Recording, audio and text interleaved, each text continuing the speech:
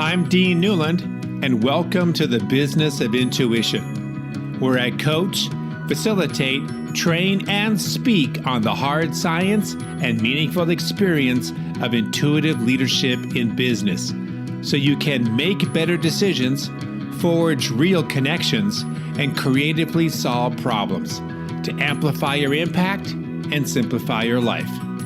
Welcome to the Business of Intuition. I remember the day like it was like last week. It was probably in the late 90s, and I was doing a facilitation with a group of executives from Weyerhaeuser somewhere on the West Coast. And the end of the day felt like we had accomplished a lot. And remember one of the guys, I think he was a senior leader of this group, and he stood up and he said, "This was really effective. We really did get a lot accomplished in terms of being able to get more clear about who we are and what our team is all about. But I still do not know what business we are in." And I was flabbergasted.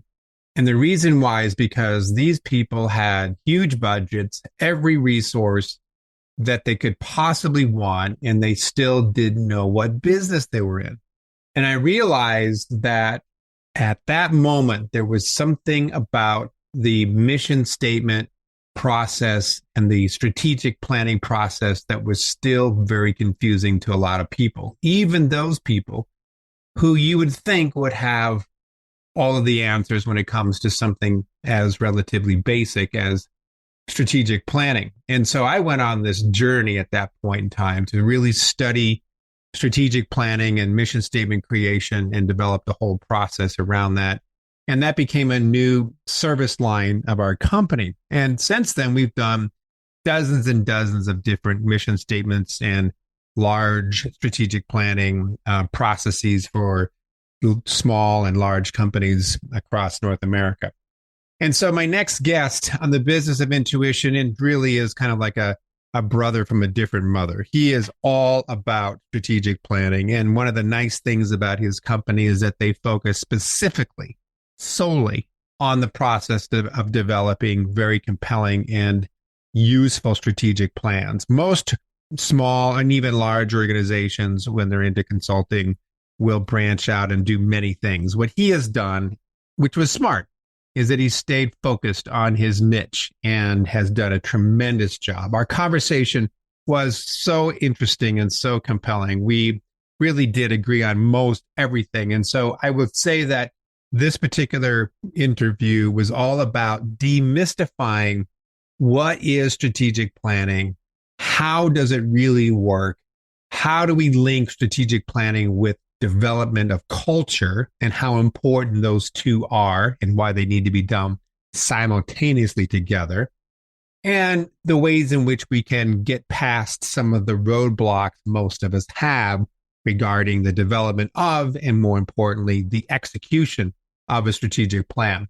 His name is Anthony Taylor, and he is a CEO at SME Strategy. Anthony has facilitated strategy sessions for organizations big and small across North America and beyond. He is author of 2 books and the host of strategy and leadership podcasts. He holds a degree in business administration with a specialization in marketing. Anthony speaks fluent French, loves soccer, and one of his life goals is to visit every MLB Major League Baseball stadium. That's awesome. Anthony brings an electric energy that captivates and inspires people around him. I would say that was true based on our conversation. His love for people and his commitment to their success comes through in his facilitations and in everyday life. It's my delight to introduce Mr. Anthony Taylor on the Business of Intuition. Anthony, I am super excited having this conversation about strategic planning and the art and the practice of it. But could you start off and maybe, because you live this. This is your niche. This is the thing that you specialize in. I mean, we do a lot of stuff, including strategic planning, but this is the area that you have really decided to put a stake in the ground in. And I know you're killing it. You're doing really well in this area. What are some of the most common misunderstandings or misperceptions that companies that you deal with have when it comes to strategic planning? Okay, How's well, that to first of get all, us started? let's rock and roll. All right, thanks. Yeah. Ian. First of all, Should we great take a to be break here? Appreciate it. Yeah. I gotta think it. I have time and You want to I'm go gonna for a use walk and come back? it. No. First of all, thank you. Biggest misconception with strategic planning. I will say the interesting one that has been surprising me lately is that folks walk into this really want to get into the doing of the strategic plan. And once that time comes at the end of the process, I find that's where people struggle the most. And so I find it just like kind of paradoxical. They're like, hey, we want to do this. But when it comes to really putting all of the pieces of like 270 days of work, so like 9 months to a year, to break down a project that significantly is challenging, but that is truly the work that is needed to actually implement a strategic plan over 2 to 3 years. Like a really good focus on high level big sprints once you know where the vision, mission, goals, and priorities are. So are you saying in some ways that the misconception that people have about strategic planning in part is just how much work it takes to implement it? Is that part of what you're saying? Yes, Or actually. Yeah. is that I guess that's what I'm also sort of surmising. But when you talk about getting to the actual work, do you mean the conversation about having a planning process? Is that what they are finding to be different than what they expected? And if so, what are those differences? So I think given the scope of the question, Yeah. so yes, I'm interpreting or I'm saying that the biggest myth is how easy it is to actually implement a strategic plan. I think that is a misnomer because fundamentally the creation of it is relatively easy once you know the steps and the process. But I think where people think that it's going to be easier to implement, potentially because there's a lot more work to it than they think, and it's not as obvious or as distinct as doing just a bunch of stuff. You have to kind of orchestrate it. You have to have a good rhythm, and then you have to work as like a team and as a organism and machine to move it forward. And in something that I find, tell me what you think about this, Anthony, is that by going through this process and the implementation, which you just said so beautifully, is that it's a lot more work than people realize, that you're also changing the culture. By introducing this process, the culture must change with it. Mm-hmm. True or false in your perspective? 100% true. And what do you feel are some of those biggest cultural changes that take place when you're implementing a strategic plan? What's another way of saying is, what makes the strategic plan, the implementation part, fail the most? Oh, okay. I'll answer that in two parts because I think they're phenomenal questions. Yes, absolutely. Culture change is a prerequisite or a requirement to successful strategy implementation. And from my belief, in addition to the culture holistically, it is what the end of the culture would look like in the context of collaboration and effectiveness. So if you think of like culture as like, hey, there's the behaviors, but then there's the perception, elevating oneself at the level of group and the identity of the group in their own belief, knowing, confidence of who they are as an organization that executes effectively. It looks like that one landed and resonates. And then do you want to bounce off of that one first? No, yeah, because those of you can't see what we're doing here because this is obviously an audio only conversation. We can see each other, but I'm writing notes down and my head is bopping up and down like a bobbin in a lake with a fish on the other line. I guess here's what I've noticed too, Anthony, is that where do we start, man? This is a big topic. I've realized early on that we can't just work a strategic plan by itself. This is my perspective, that in order to do that effectively, we also needed to tackle the dynamics of the team who is going to be leading and executing the plan. That team development and planning had to happen at the same time, or they had to coincide with one another, because part of the issue that at least I've noticed, I'm curious what your thoughts are, is that you can have Accenture, you can have any large, big firm help you create a wonderful strategic plan. In fact, I remember working with a 110-year-old family-owned company based out of Minneapolis recently, and they paid, I don't know, $400,000 a year to have, one of these big accounting firms, consulting firms create a strategic plan.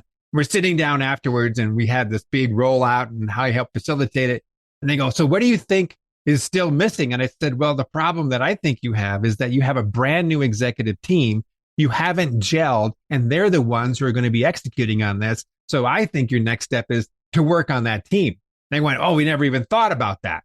So I guess what you're thinking about the development of the team who is in charge and the plan itself happening simultaneously.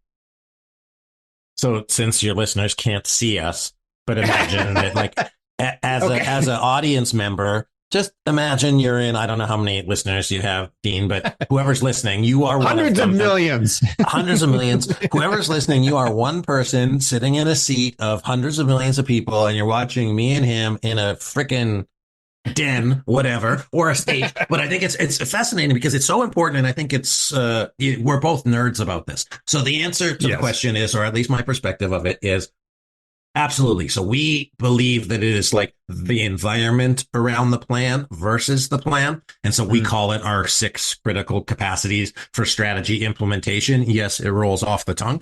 For marketing?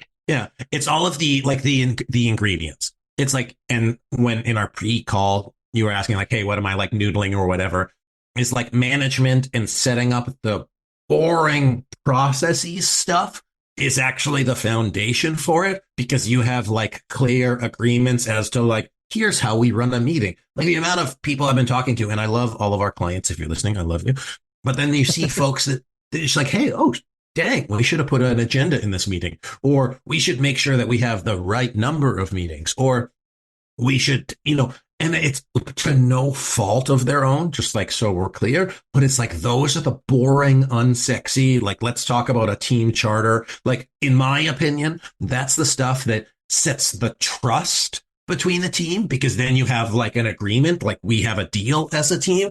And then you can get to the, hey, like we got a deal around our conversation today. Now let's work through this tough thing because we're both clear that we're 100% on the same page, and we allow each other to be jerks to each other and work through the sticky stuff, because ultimately that's how we're going to solve the issue and then become better as a team. But you can't do that if there isn't like clear agreements as to how we're going to work and function and what my dynamic is and what your dynamic is. And so when you have that, then you have like safety as a group to punch each other in the face in the name of progress. That becomes organizational development and design when you start getting to this level of integration of team development, culture development, along with the development of the plan. Do most people feel in your idea around when they first come into a strategic planning process that this is really for marketing, meaning we need to put this on our brochure, we need a mission statement, we need value statement, we need goals, we need tactics, and that's for the public to know what the hell we're doing? Or do they see this as being something that is an internal document, or both? What do you hear people come up with?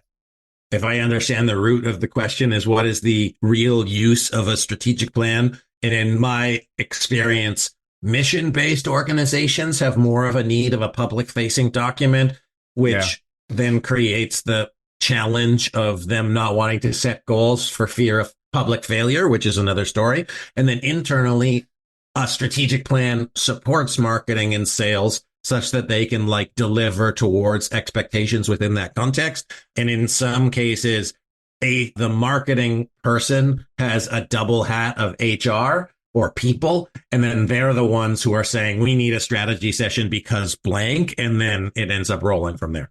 Who needs to attend the strategic planning sessions? It depends. And in my experience, it is either the board, executive staff, the board and executive staff, or the board and an ED, executive staff, and then sometimes leaders of sub-departments, depending on how big you are. But those are all distinct options. Yeah. And would you think that they would need to be a part of the entire process, or just some parts of it? I think it's a leading question. I get it. I think the reason why I'm saying this, it's like we've done a lot of this as well. We had one strategic plan that we did for a school system in California, right? And when we did the mission and vision piece, we included not only the people that you just described, the board, in this case, is the superintendents and so forth, but we also included students. We also included the fire chief. We also included members of the community because they had a stake in all this. Once we got into the design of the tactics and the strategies and the goals, they didn't need to be a part of that. So because that was more of an internal process. So I'm curious what your thoughts are. Yes, but we would front load it such that it was an input to the process versus the process. And my rationale, call it our rationale, is that you want the people who are steering, so to speak, to be the ones doing the vision, mission, priorities, because I wouldn't want a student in principal or a superintendent or somebody even above to say, here's the priorities. I want the people closest to the plan to actually say what the vision priorities are. So I don't think we're different in that regard, but we do extensive stakeholder engagement where applicable on the front end to inform the process and then on the back end to realign and re-engage. All right, so I'm just going to keep throwing you some softball questions here, my friend. So I keep getting this a lot. People having from my perspective, they have this misunderstanding or different definitions about what a vision statement is versus a mission statement. Hear it all the time. It's sort of like 101. Okay, let's talk about it. And we all have different definitions. And I think we just got to understand what the definition is and work from that. I had this whole conversation with another group regarding developing strategies. Well, the way I defined a strategy was something very different than how they define a strategy. So we had to get our nomenclature right. So what's a vision statement? What's a mission statement, according to Anthony Taylor? Great. So first of all, I assume that the people that listen to your podcast, they like what you talk about. And so I hope it affirms. Who the hell knows? Your sound engineer is going to have to adjust that one. So sorry, man. That you know your stuff. And I think it's cool because there is no one way to do it. And then finding hey, what is the best way that it is approached? And it's interesting because it's an art and a science. But as Anthony Taylor, SME Strategy looks, we actually think about it as a one destination versus a vision statement, because a lot of folks have their vision statement, which they say it's horizontal, you never get there. Whereas we think about it as a fixed endpoint in time, as if you got to a place. So the analogy that we use is, let's say, let's go to California, Dean. And you'll say, sweet, let's rock and roll. Let's go to California. I'm buying. And I say, great. Well, is your version of California San Francisco? Is it LA? Is it San Diego? Is it going to museums? Is it 5-star? Sorry. The point of that is that everybody has a different idea of what the destination is when you actually get there. But fundamentally, it's all, hey, let's go on a trip. Let's go to California. Let's grow the business. Let's have impact. And so we say, how much quantifiably and qualitatively would it look like as if it was a picture once we arrived there? And then do we all agree that that's the place that we're going to? So that's vision, or one destination, as we call it, so that you're not going to multiple destinations. So it is a definable result or destination, as you would say, in the analogy of California and the travel, that you would define as a vision. Yes, effectively, as in if success was a place at a time. So let's stick with that. Then I want to get your definition about mission statement here as well. There are some that say exactly that. And then I've heard others say that a vision is something that you could never achieve in this lifetime. It's more of a direction. It's more of an aspiration. What is your thought? What's the goal? As in, is the goal to have this nice place that you would never actually fundamentally get to, or is the place to actually drive your team to a place that is achievable?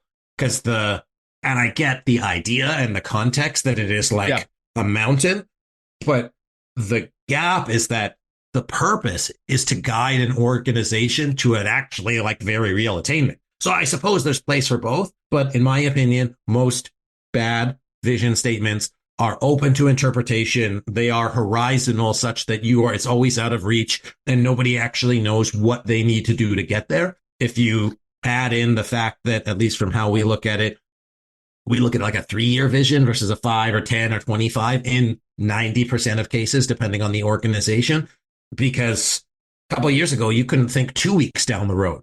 So what are you going to think Right. 5, 10, 20 years? I have a 20-year vision. I'm halfway through, but that's because that's wired in me. Most organizations can't think 5 years down the road. I Many, think that not all. again, it's all about kind of like the definitions and the process and buying into it. And so I guess I would go back to like if a corporation, company, nonprofit, what have you, wanted to have something that was a much longer aspirational rallying cry type of vision, that the mission statement and the strategies would be more of that destination. How do we get there? What does that look like? What are the measurements, KPIs, SOPs, whatever there might be, that create that structure? But we kind of know what our theme is, and that's the vision. Like, for example, we've got a company that we've been working with for, I don't know, 10 years or so down in Arizona called Goodwill of Central and Northern Arizona. Their vision is to end poverty and homelessness in the state of Arizona. Is that going to happen? Hell no, because it's not possible. It's going to require an endless number of organizations and so forth to make that happen. But what it does is it says, this is what we are about. And it creates that clarity, which you might say is a great marketing, but it's also a great culture focus that says, this is what we're all about. If you want to play with us, this is what we're going to be doing together. So that's the logic behind, I think, more of an aspirational vision, but coupled with a mission statement that is much more about the definition of where we're going. And I would almost put it as, who are we? What are we doing? For whom do we do it? How do we do it? And why? And it's the hub of your wheel that defines the most important pillars of your company, and your strategies are the spokes that come off from that wheel. But anyway, what's your thought on all that? I think if it works for you, do it. And I love it. That's a great way of saying, we do it a little bit differently, but that's okay. Yes, but no, what I'll really say is I'm not smarter than anybody. I'm smarter than some people in some things. But if that's ultimately working, I think the question that I would ultimately have to just question, because I am a questioner, is saying, is it actually informing and driving behavior? As in, is it a nice to have, such as a marketing thing, or is it effectively, are people really committed to it because it is achievable and plausible? We're going to be on the moon in 10 years, which at the time seemed impossible. And right. I don't think it is impossible to end homelessness or whatever the thing might be. But like, are you really trying to do that? And if you're really trying to do that, then great. But if you're just saying it and you're like, nobody actually believes it, then I think it's under effective or not as impactful. Point taken. Absolutely. So your stance, it sounds like, Anthony, is that the strategic plan should last what? The scope is what, 5 years, 3 years? 3 years in most cases, 10 years in other cases, 5 years in rare cases. All right. So then you have somebody who is listening in on this and goes, all right, that makes sense. However, the world is changing a bit fast right now. Economy, AI, ChatGPT. We have a new president that's going to be in office a year from now. You know, we thought our interest rates today would be coming down in the United States, and they're not, right? So change is really the unknown of all this. How do you marry a changing external world with a plan that lasts 3 to 5, maybe even 10 years? How do you keep that relevant and agile while the outside world is unpredictably changing? So the 10-year plan all of it considers those trends. I suppose it's the maybe potentially easiest answer, like build your plan considering the trends. So do a trend analysis to hypothesize where the future is going. So if you think that, technology is improving and more people are doing things digitally, and you happen to sell videos from a retail location, busting the blocks on your neighborhood, then maybe you change how you do your business. Yeah. Or you basically have a more pragmatic, smaller approach to implementation and do like a more iterative type plan. But I think that's both. But option A is look at the future before you do your plan. Right. Or built in. We were again sort of working with a healthcare company from more of the sidelines. And what I understood as I was listening to the CEO and their ELT was that the board was saying, you have a operations plan for this first year and a strategy that goes with it. But outside of that, it's more strategic. And that each year you need to probably update your strategies, which are more hunches and directions, with the current thinking per year based on what's going on with the economy and all the other things that would be influencing them. So that's kind of how they're approaching it, is sort of a year by year, we're going to be developing an operations plan that supports the overall strategic plan. Yeah. I mean, makes sense to me. And that's why it's like a not a document or a shelf document, as some people call it, but really like an iterative living document. Yeah. Tell me about your thoughts on creating value statements. It's a lot easier in some ways to create, a dashboard or a balanced scorecard with respect to the results of a strategic plan. And we can measure that monthly, quarterly, what have you, as it folds into an operation plan. But then a lot of strategic plans, I think yours does as well, has this piece around values. What do we value as an organization? That goes into the culture side. How have you helped organizations on that side of the ledger? One, developing those value statements, but also finding a way to ensure that they're being lived. Meaning, how do we measure, like it's easier to measure a tactic or a goal on a spreadsheet, but how do you measure a value compliance? I mean, in all of the needs for that. It's a great question. I don't think we do it especially well, is in the sense that that's not like one of the things that we're trying to do. What I would say is, in terms of the workshops that we do to identify values through the strategic quarterly reviews, where we highlight a value to pick and are like coaching to reinforce behaviors that align with values. So to be like, hey, that was a really great job of being professional. So you didn't call that guy a D-bag or whatever. Like, good job, like aligning that with the values. No joke, but yeah. Right. And then ultimately saying, is there behavior change? Because most of the time, the values outcome that they want is a behavior change that aligns with the vision. And the vision has qualitative elements into it, a la balanced scorecard. So it's circular in that sense. If you do the work down here, it should show up here, but we don't have a separate measurement for it in what we do. So is it to say then you would see that the reflection of the values gets seen in the ability for the organization to successfully implement their strategic plan? Like they're two sides of the same coin? Yes, because we align the values with the vision when we create it as a pathway. And so if you do X, you will achieve Y. If you don't do X, you will not achieve Y. And so if the values aren't supporting, again, our belief is, if the values aren't supporting your vision, what are they supporting? Because the only thing that you're trying to do is get to your vision. So there must be misalignment. And so that's how we kind of circularly say yes. And, okay, got it. Good. Again, I think that's a key point that we both agree on with our head bobbing, is that you can't do one without the other. You can't create a strategic plan without you also working on the culture, AKA the values. Otherwise, one will not work. It's gonna fall apart. I remember a while back when I first started this work, I kept hearing people say, yeah, we know we need to do a strategic plan, but God, it's like getting my teeth pulled. I hate the process. And could we do a strategic plan in an afternoon? Like they're just ridiculous time constraints, because they just wanted to breeze through it, get it done, put it on the shelf, and not talk about it again. So then it became apparent to me that the process of doing the strategic plan was almost as important as the actual plan itself, because we got to get engagement. How do you, in your company, create a process that makes people want to participate, whether it's fun, whether it's engaging? How is that process pull out the best in people versus, all right, we're going to grind out another strategy, another two more hours. You guys go off in here and come back with your flip charts. So the flippant answer that is the truest, we're among friends, is I don't want to have a crappy 2 days. So if I'm not having fun, why would you have fun? So it's largely for me to have fun while you're doing the work. And the thing that's fun for you is that you see it as valuable.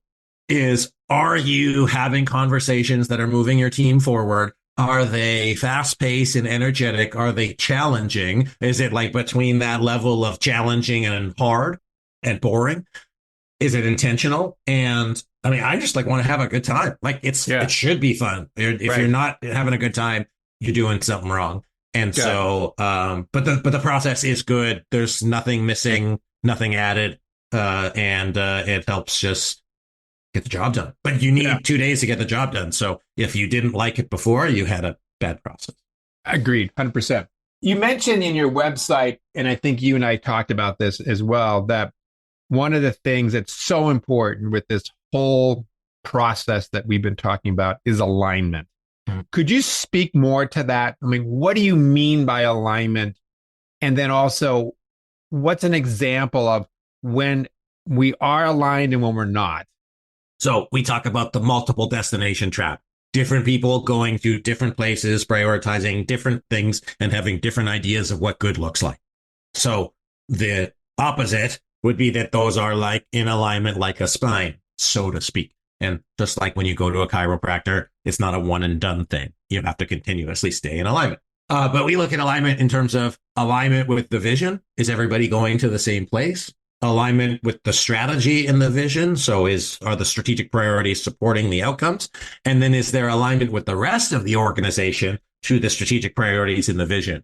Everything else in our process rolls up. As in, you do the actions, drives the goals do the priorities mitigate the risks help you actually accomplish your mission and vision. And so everything builds upon itself. And I think people kind of like the escalating nature. Scaffolding is the word in adult learning. So that it actually like supports them. And then the other thing is I try to, and our team tries to teach people the concepts at the same time.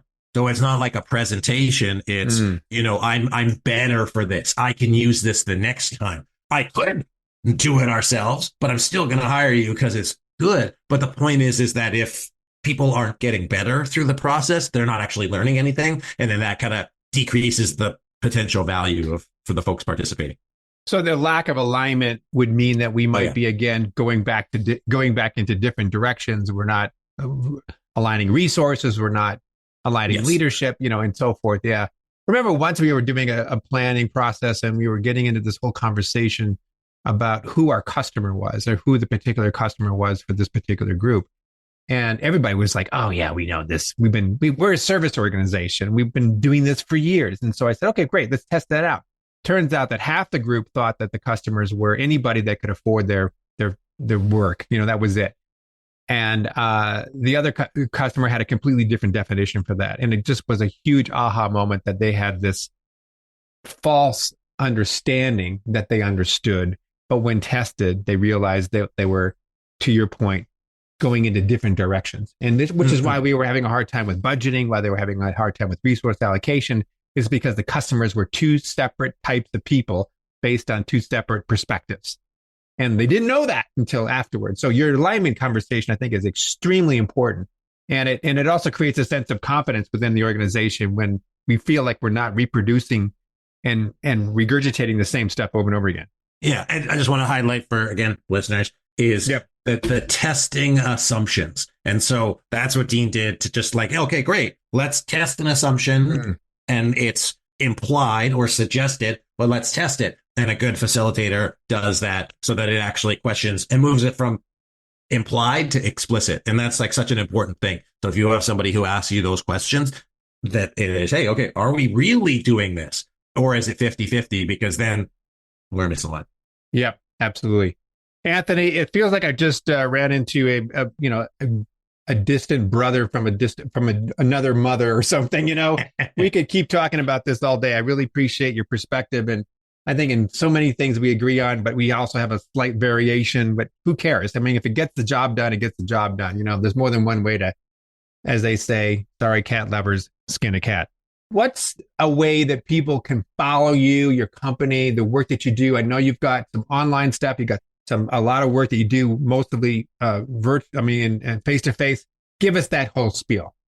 Yeah, I mean, basically, if you have a question about strategic planning, just put it into Google and write SME strategy at the end of it, and we'll answer it.